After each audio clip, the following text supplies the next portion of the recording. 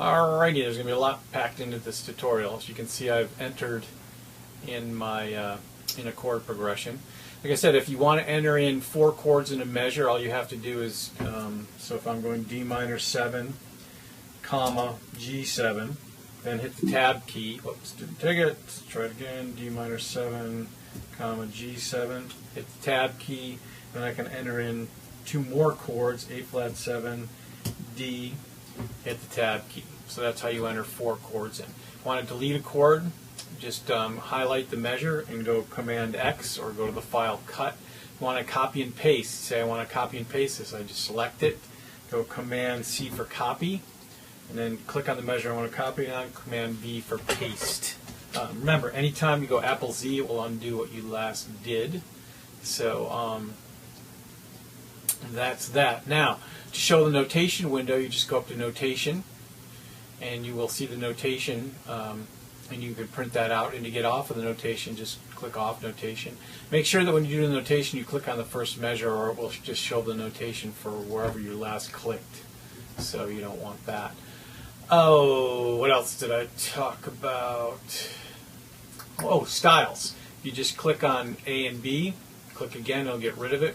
I talked about in the tutorial, the B style is different from the A style. So I'll make that a B style. And drums you usually start filling on some patches, not all, into the next style. So that will be nice to set that up as well. If you want to add an intro, so just go back up to Intro over here.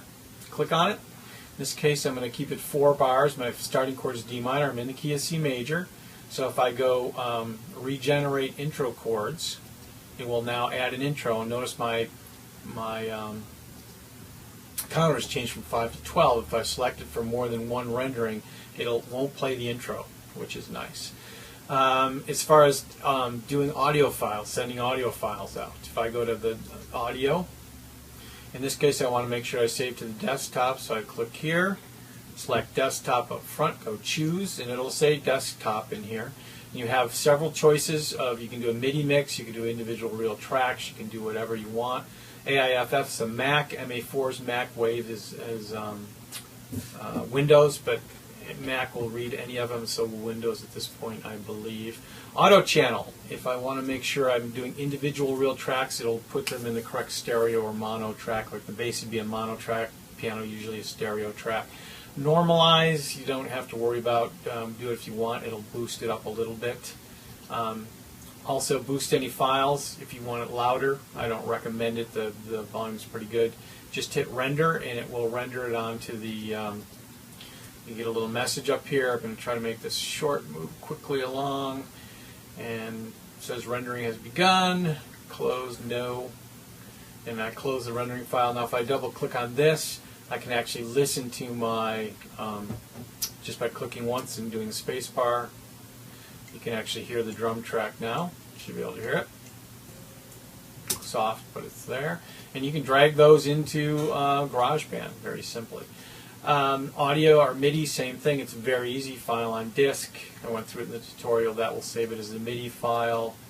I think that pretty much talks about everything I talked about. There's a ton more stuff in this program. I'm not going to have time to go through it all, but I just wanted to get your feet wet and get you up and running. There's a wonderful help menu for Band in the Box if you want to go and delve into more things with this program.